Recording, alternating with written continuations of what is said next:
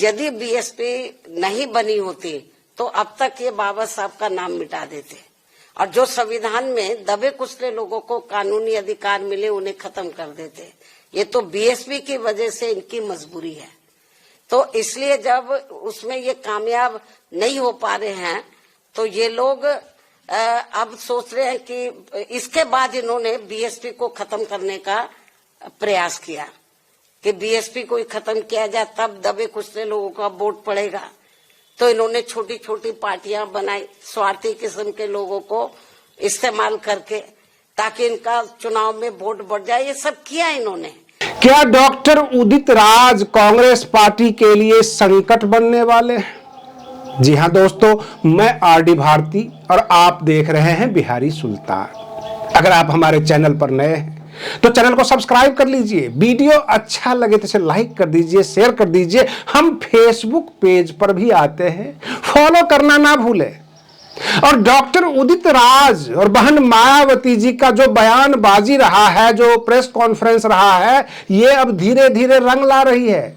बसपा के कार्यकर्ता, बहुजन समाज के समर्थक जगह जगह कांग्रेसी नेताओं से सवाल करते हैं। कांग्रेसी नेताओं को बहुजन समाज में जिस तरह से वो खुलकर जाते थे, जातिगत समीकरण की बात करते थे, आरक्षण की बात करते थे, डॉक्टर भीमराव अंबेडकर की बात करते थे, संविधान की किताबें दिखाते थे, इस पे कहीं न कहीं से ग्रहण लगना शुरू हो गया है। कल की ही घटना है, अपने जो है लोकसभा क्षेत्र में रायबरेली में राहुल गांधी जी समीक्षा कर रहे थे, लोगों से मिल रहे थे। इसी बीच में एक बहुजन समाज का युवा, बसपा का कार्यकर्ता सवाल कर दिया। सवाल कुछ इस तरह का था कि माननीय काशीराम जी ने जितना काम किया उत्तर प्रदेश में, बहन मायावती जी ने काम किया, क्या इस काम को लगातार बढ़ाया जाएगा कांग्रेस के द्वारा? तो राहुल गांधी जी कहते हैं कि हम तो चाहते हैं बहन जी हमारे साथ हो भाजपा के खिलाफ लड़ाई में। अगर वो साथ में चुनाव लड़ती तो आज भाजपा सत्ता में नहीं होती। कहने का मतलब यह कि बहन मायावती जी महागठबंधन हो या इंडिया अलायंस का हिस्सा बने, हम सब मिलकर भाजपा को दबोच ले, भगा दे, सत्ता से बाहर करें। इसमें राहुल गांधी जी किसी प्रकार का कोई तंज नहीं किया। जो बातें थी, जो उनका भाषा था, उसमें शालीनता थी। ये और बात है वो कांग्रेस पार्टी के राहुल गांधी जी हैं। उनके हर बात के बहुत सारे मायने मतलब निकाले जाते हैं।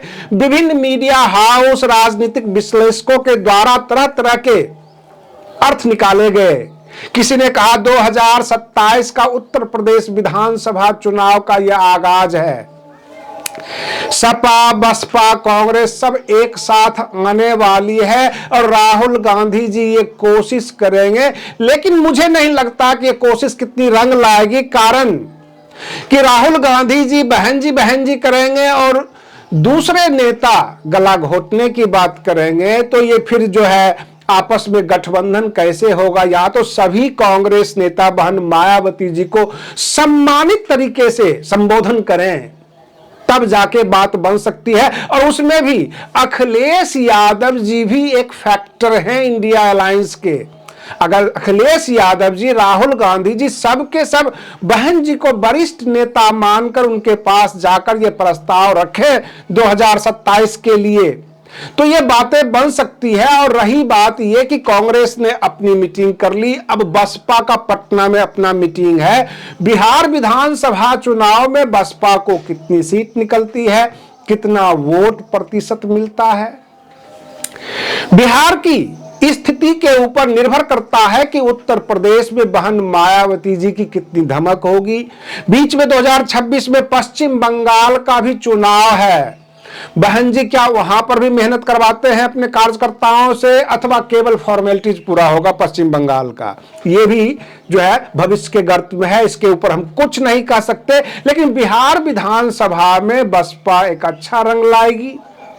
और बिहार से एक और फैक्टर सामने आता है कि बिहार और उत्तर प्रदेश का काफी लंबा चौड़ा सीमा लगता है, और सीमावर्ती क्षेत्र में अगर बसपा के कैंडिडेट बिहार विधानसभा चुनाव में निकलकर आ जाते हैं तो वह पूर्वांचल यानी उत्तर प्रदेश का जो पूर्वांचल इलाका है उसको प्रभावित कर देता है।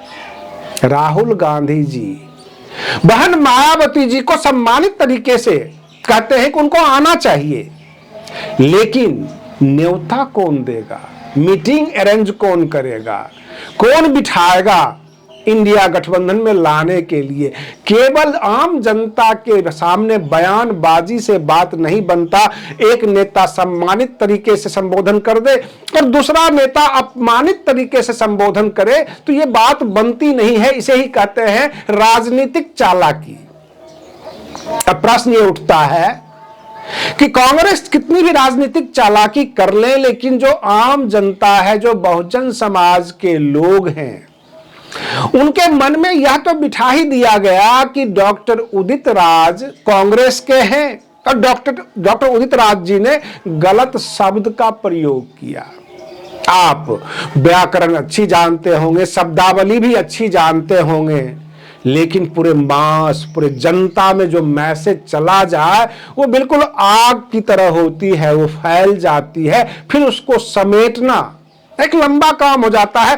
कांग्रेस को आपने बहुत बड़ा चोट दे दिया डॉक्टर साहब, और बहुजन समाज के लोग ये सवाल जगह जगह करेंगे, राहुल गांधी जी से करेंगे, हो सकता है प्रियंका गांधी वाड्रा जी से कर ले, कृष्णा अल्लावरू जी से भी करें जो बिहार के प्रभारी हैं, और जो कांग्रेस के नेता जहां जहां जाएंगे उनसे भी ये सवाल करेंगे बहुजन समाज के लोग। तो डॉक्टर उदित राज जी का ये बयान, ये प्रकरण कांग्रेस के लिए नुकसानदायक हो गया, क्योंकि तो भी लेटेस्ट मामला है और जगह जगह ये बातें चलनी शुरू हो गई, और लोग तो इस तरह से बातें बताना शुरू कर दिए कि राहुल गांधी जी ने बोला और कल ही गठबंधन हो गया, और बहन मायावती जी भी मान ही गई। जब गठबंधन होगा, दोनों तीनों पक्षों के जो शर्त रखे जाएंगे उसमें अखिलेश यादव जी की भी सहमति होगी, क्योंकि समाजवादी पार्टी का 125 विधायक है, 37 सांसद है उत्तर प्रदेश में, तो एक बड़ा दल बनकर उत्तर प्रदेश में अभी उभरा हुआ है समाजवादी पार्टी। अगर गठबंधन होगा तो अखिलेश यादव जी का जो स्टेटमेंट होगा वह सही माना जाएगा कि हाँ, अब इंडिया अलायंस वाले बहन मायावती जी के पास जा रहे हैं और गठबंधन में ला रहे हैं, और बहन मायावती जी भी इसमें हामी भरे। अगर बहन मायावती जी ये सोचती हैं कि हमारा अपना कैडर वोट है, हमें केवल कार्यकर्ताओं को पॉलिसिंग की जरूरत है, ठीक करने की जरूरत है, तो वह प्रयोग वो बिहार में भी कर सकती हैं। और बिहार में अगरा पिछड़ा की लड़ाई होती है, बहुजन समाज का जो ये गूंज है ये उत्तर प्रदेश में तो ज्यादा होता है, लेकिन बिहार में बहुजन समाज के नारे नहीं लगते, यहां पर बैकवर्ड फॉरवर्ड का होता है, और बैकवर्ड में ओबीसी की संख्या ज्यादा होती है, नेतृत्व करने की, आगे आगे चलने की, उनके नेताओं की भी। तो सबसे बड़ी बात यह है कि बहन मायावती जी को बिहार में 2-4 बसपा के लीडर तैयार करने होंगे जो बसपा की अगुवाई करें, जिनको लोग पहचाने, जिनके नेतृत्व में पूरी बसपा काम करे, और इसकी जरूरत है। आज के लिए बस इतना ही। आप बने रहिए बिहारी सुल्तान चैनल पर, हम फिर मिलते हैं अगले वीडियो में, तब तक के लिए धन्यवाद।